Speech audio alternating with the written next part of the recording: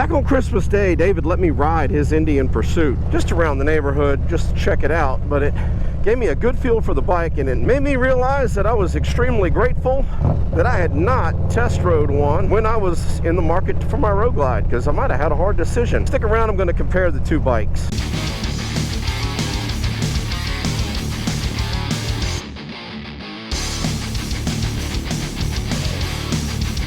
What's up? Jim here. Welcome back to J Street Moto. Welcome to the channel if it's your first time. Anybody else think those trucks are ugly? I do. Damn. As mentioned in the intro, back on Christmas Day, David swung by the house. We'd go for a ride. When he got there, he threw me his fob and said, why don't you take her around the neighborhood? So I mean, I didn't even put gear on. I literally just threw my leg over the bike and went riding through my neighborhood for a little while. I didn't give it a full test ride. I will do that at some point, I'm sure. Was hoping to do it today, but David's under the weather, so we couldn't get together and ride today. I was gonna do this video from his motorcycle, but couldn't do it. So instead, I'm gonna do it here. I figured today what I would do was, I would do a video that kind of compares the differences between those two platforms, those two manufacturers. And I don't know that it's going to be in any particular order. Like, I don't know that I'm going to talk about all the engine shit in one spot and then talk about, you know, performance characteristics and then talk about rideability and user experience and technology. I don't know that if it's all going to be like trunked up that way. Might just be kind of boop, boop, boop, boop, scattered around. Let's start with some of the specs. First one I'm going to cover, just because it's on the top of my head, straight out of the dealership, horsepower and torque comparison between the two motorcycles. These horsepower and torque measurements are to the crank. The Harley Davidson Road Glide, as advertised from the manufacturer, straight out of the factory in a stock condition, makes 105 horsepower and 130 pound-feet of torque. The Indian Pursuit Darkhorse, as advertised from the manufacturer, makes 122 horsepower and 128 pound-feet of torque. From a torque perspective, they're kind of close to each other. Horsepower, I'm very impressed with that number. It's significantly bigger. But both of those numbers from the Indian take on a completely different light when you consider that the stock displacement of the Harley Davidson Road Glide in 24, well, and 25, is 117 cubic inches. And the stock displacement for the Indian Pursuit, 108. So they are getting significantly more horsepower stock than Harley is, with 9 cubic inches less displacement, which is, you know, it just means Harley is shitty at being efficient in terms of being able to deliver power and create power. I can tell you that the difference in horsepower is noticeable. When we test rode David's bike, David's hopping on the interstate to test ride his, and unbeknownst to me, he decided he was going to get on it when he got on the interstate, and I tried to catch him. I can tell you, the bike pulled me. That was impressive. With that said, we'll also go ahead and cover top speed. Top speed from the manufacturer for a road glide, and I know this from experience, is between 112 and 115 miles an hour. The bike is governed to not go faster than 115. The Indian Pursuit is governed to 125 miles an hour. So top speed, they give you 10 miles an hour more. Let's talk about the engines themselves. Indian is still running a twin cam setup versus a single cam like Harley has gone to. While we're still on the topic of the motor, let's talk about other differences. Probably the most noticeable one when you compare the two motorcycles side by side and look at the motors. The Indian is not in like what I will call 3 pieces. If you look at a Harley motor, you can pull out the part of the motor casing that holds the crank. That is separate from the transmission or the drivetrain. That's not the case with Indian. With Indian, it's all one motor case. Now, there's some pluses and minuses to that, right? The minus being, it's going to be harder to work on it in a place where you don't have like a professional shop. The plus is well, there's less seams that have oil in them that you got to worry about gasket failure and leaking shit out of it, or losing, you know, pressure. There's going to be less opportunity for that when you have a completely sealed motor. Let's move on to some of the other stuff. I think the next thing we'll talk about is ride heights. They're identical. I think they're within like a 1/16 of an inch of each other or some shit. They're basically the same height off the ground. However, Harley, with what they've put on this motorcycle, their lean angle's 32 degrees, left and right. The Indian is 31. So basically they're the same, but if you care about that, you got 1 degree less that you can lean it on the Indian than you can on the Harley. Let's talk about weight for a second. This motorcycle in riding order, 838 pounds. The Indian in riding order 917 pounds. Keep in mind, some of that weight's the fact that the Indian has a tour pack that comes stock on it, at least with the Pursuit, it comes stock on it, as well as lower fairings and other stuff that adds weight.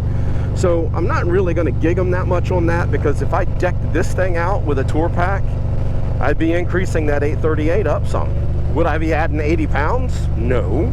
But if I put other shit on it, then possibly. So I mean, they're close enough. The Indian's a little heavier. What I will say, after riding it, you cannot tell.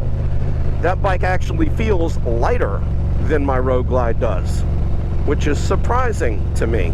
But it does feel lighter, even though it's 80 pounds heavier. 79, let's not, you know, split hairs. We're friends, right? Let's talk about just general feel riding the bike. The first thing that I noticed when I threw my leg over that motorcycle, I don't even know how to describe this, and I didn't really get a chance to really look at it to see. It feels as if the Indian has a narrower gas tank as it gets closer to the rider position. And the reason I say that is, when you throw your leg over the Indian, it honestly feels like you're riding something more of a sport bike or an adventure touring motorcycle. Your legs don't feel as spread apart. It feels narrower to you. What's up, Popo? On the Indian, it was a much more comfortable seating position for my legs. I didn't feel like it was as wide. And you know, stock handlebars are stock handlebars. They seem to be in a relatively good position. They needed to come up a little bit for me. David's has already said he's going to put new handlebars on it, and I'll probably do an installation video of that for you guys. From a stock position perspective, it felt good. It felt just like it did when, you know, I rode the Road Glide, test rode it. It just, from a riding perspective, if I had ridden that motorcycle when I was looking at getting rid of the Road King and ridden this one, I would have been in a predicament. I would have had a tough decision to make in terms of choosing which one to purchase, because that motorcycle just rides really well. And now granted, I didn't get it on the interstate, but I did stay in a neighborhood, a lot of turns, a lot of sharp turns, a lot of close turns, a lot of U-turns, and that bike just, it handles better at slow speeds. And for me, that's really what matters. When I'm riding a motorcycle, if it handles well at low speed, it's gonna handle just fine at high speeds. But you can also have bikes that handle really well at high speed and handle like shit at low speed. They just feel like dogs when you're trying to move them around. That's not the case with the Indian. That's why I say I think it handles pretty well. And that handling just in and of itself would have made it difficult for me to pick between that motorcycle and this one. Because one of the reasons I bought this bike was I threw my leg over it and it felt so different to the Road King that I'm like, I have to have it. That's it, that bike. They finally made a full fairing bike that I like better than the Road King. Let's talk about some of the creature comforts. Stock, David's bike came with heated grips, which I'm wishing I had right now. Stock, his bike came with a heated seat. The Road Glide does not come with those things stock. There are options you have to add on. It does have a touchscreen. The touchscreen, if you can see my CarPlay screen to the right there, that is about the size of the touchscreen on the Indian. And it is located right here where the handlebar is at. It's not located up on the dash because the Indian still has a hey, they waved at me. The Indian still has an instrument cluster, so they've got an RPM gauge, they've got a mile-per-hour gauge, they've got, you know, all that stuff is still analog gauges, even though they have a touchscreen. Let's talk about the touchscreen for a minute. And it does do CarPlay. It is smaller. It does give you a significant amount of information, just like the Harley one does. I think it's a little less intuitive than the Harley's infotainment system. But once you get used to it, it's easy to find the stuff. It's not as intuitive as Harley's is to figure out where something would be. Like when I got this bike, it was pretty quick for me to figure out what everything was and where it was. On the Indian, it would have taken me a little bit longer, and I'm a technical guy. I do love the fact, oh, and this is a big one. I can't even believe I'm admitting this. I do love the fact that the Indian, from the touchscreen, you can adjust the preload on your rear suspension. That's right.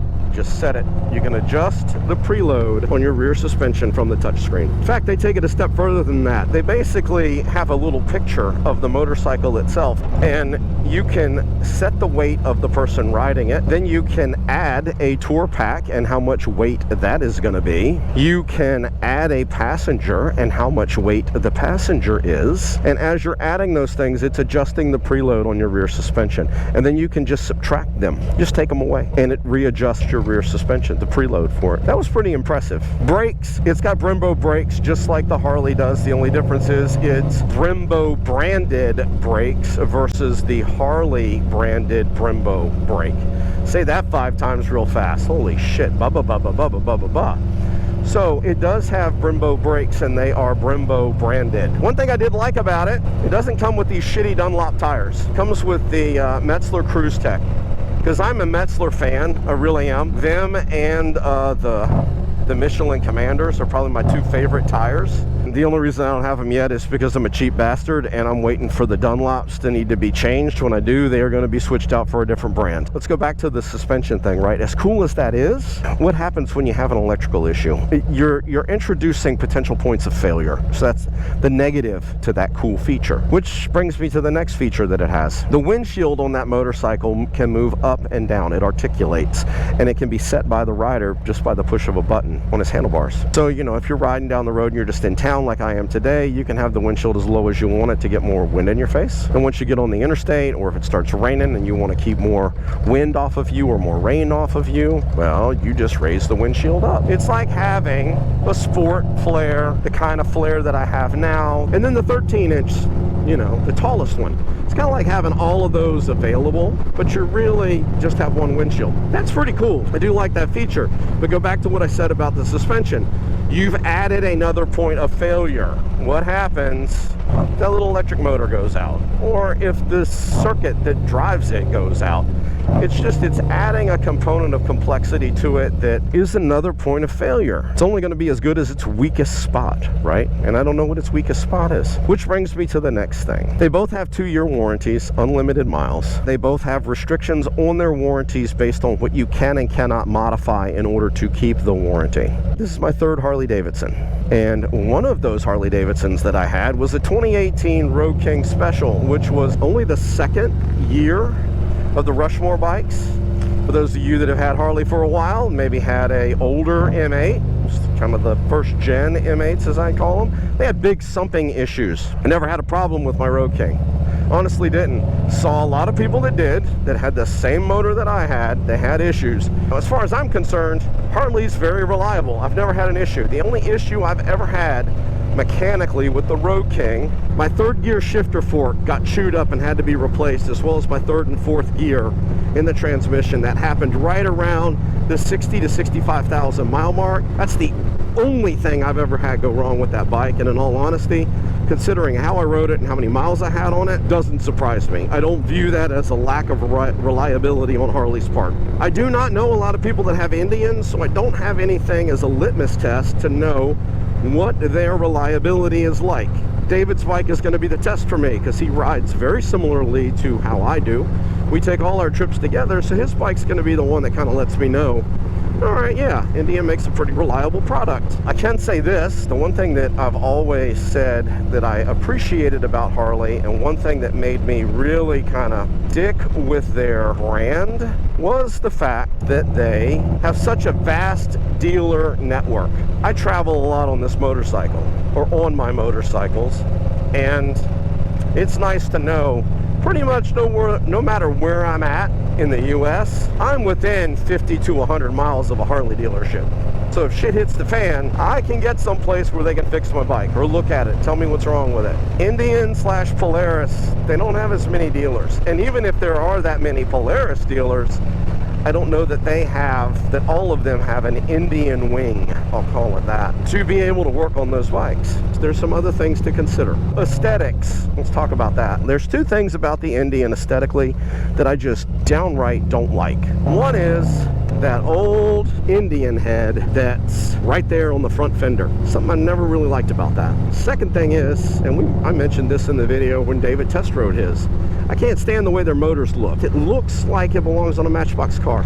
It looks fake. And aesthetically, those 2 things just turn me off to the bike. But that's the only thing that turns me off to that motorcycle. Everything else about it, I mean, shit, it's a good bike. One more thing Indian has that was, you know, I don't know, I guess it could come in handy if you're the kind of person that camps this a lot when you ride. There's like a bazillion 12-volt cigarette lighter kind of power adapters on that motorcycle. And of course I'm exaggerating, but there are way more than I think you would need. It does have all the same stuff: ABS, tire pressure monitoring system, traction control, rider assist. All that stuff is on pretty much all the bikes that are coming out now.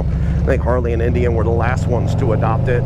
I can tell you, even though it would have been a hard decision for me, I think I ultimately would have still gone with the Harley, but it would have been a very tough decision. It literally would have been a coin flip for me. That's it. Thanks for sticking around. Hope you enjoyed this. Hopefully I gave you some information and entertained you. Do me a favor, like, subscribe, click the notification bell, share it with your friends. All that stuff's free to you, and it does help the channel. Always ride safe. Yeah, ready? 1, 2, 3, shoot. Ah. Asshole. Really? Peace out, bitches!